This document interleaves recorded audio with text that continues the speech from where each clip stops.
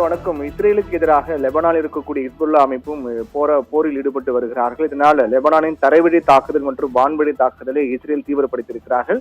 அது ஒரு பகுதியாக தான் மத்திய பெய்ரூட், அதாவது லெபனானுடைய தலைநகர் பெய்ரூட் மீது குண்டுவீச்சு தாக்குதல் நடத்தியும் தெற்கு மற்றும் கிழக்கு லெபனான் மீது துப்பாக்கி சூடு நடத்தியும் மிகப்பெரிய தாக்குதலை இஸ்ரேல் நடத்தியிருக்கிறது. இதில் 20க்கும் மேற்பட்டோர் பலியாக இருப்பதாக முதற்கட்ட தகவல்கள் தெரிவிக்கின்றன.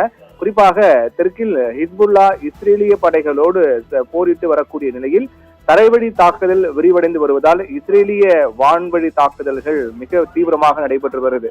லெபனான் மீது இஸ்ரேல் தரைவழி மற்றும் வான்வழி தாக்குதல் என இருமுனை தாக்குதலை தொடுத்திருக்கிறார்கள். பல்வேறு இடங்களில் இந்த தாக்குதல் என்பது மிகவும் தீவிரமடைந்து வருகிறது. அதில் பெய்ரூட்டின் மைய பகுதியில் இருக்கக்கூடிய பஷூரா என்ற பகுதியில் ஒரு கட்டிடம், அந்த கட்டிடம் கிட்டத்தட்ட 15 மாடி கட்டிடம் என்று சொல்லப்படுகிறது. அந்த கட்டிடத்தின் மீது இஸ்ரேல் குண்டுவீச்சு தாக்குதல் நடத்தியிருக்கிறது.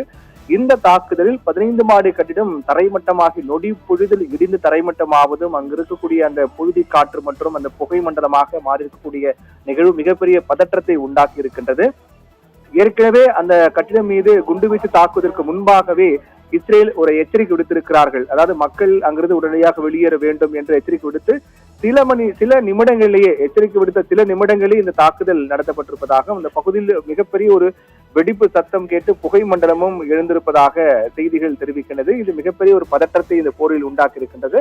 அது மட்டுமல்லாமல் லெபனான் முழுவதும் இஸ்ரேல் நடத்திய மிகப்பெரிய தாக்குதல்களில் ஒரு பகுதியாகவே இந்த தாக்குதல் என்பது அமைந்திருக்கிறது. அந்த வகையில் பல்வேறு இடங்களில் இஸ்ரேல் லெபனானை குறிவிட்டு மிக தீவிரமான தாக்குதல் மேற்கொண்டு வருகிறார்கள். இந்த தற்போது நடைபெற்ற இந்த தாக்குதல் மட்டுமே 20க்கும் மேற்பட்டோர் பலியாக இருக்கிறார்கள், பலர் படுகாயமடைந்திருக்கிறார்கள் என்று அந்த நாட்டினுடைய சுகாதார அமைச்சகம் தெரிவித்திருக்கிறார்கள். அதே போன்று பெய்ரூட்டில் இருந்து தெற்கு மற்றும் கிழக்கு பகுதிகள் வரை பரவிய இந்த தாக்குதலால் இந்த பகுதி மிகப்பெரிய ஒரு பதற்றமாக காணப்படுவதாக அங்கிருக்கிற குடியிருப்பு வாசிகள் தெரிவித்திருப்பதாக செய்திகள் கூறுகின்றது.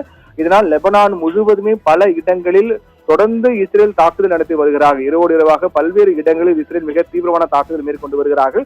அந்த ஒரு தாக்குதல் தான் இந்த பல மாடி கட்டிடம் மீது நடத்தப்பட்ட தாக்குதல் மிகப்பெரிய ஒரு சேதத்தை ஏற்படுத்தியிருக்கிறது.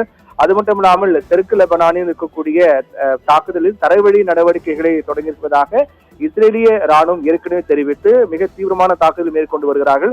அதிலும் குறிப்பாக லெபனானில் இருக்கக்கூடிய ஜஹ்ரானி நதி மற்றும் டயர் பகுதிக்கு அருகே 4 நகரங்களை குறிவைத்து அங்கிருந்து குடியிருப்பு வாசிகள் உடனடியாக வெளியேற வேண்டும் என்று எச்சரிக்கை விடுத்து அதற்கு பிறகு தரைவழி தாக்குதல் இஸ்ரேல் தீவிரப்படுத்தியிருக்கிறார்கள். இந்த தாக்குதல் காரணமாக பல்வேறு இடங்களில் மிக பதற்றமான சூழல் காணப்படுகிறது.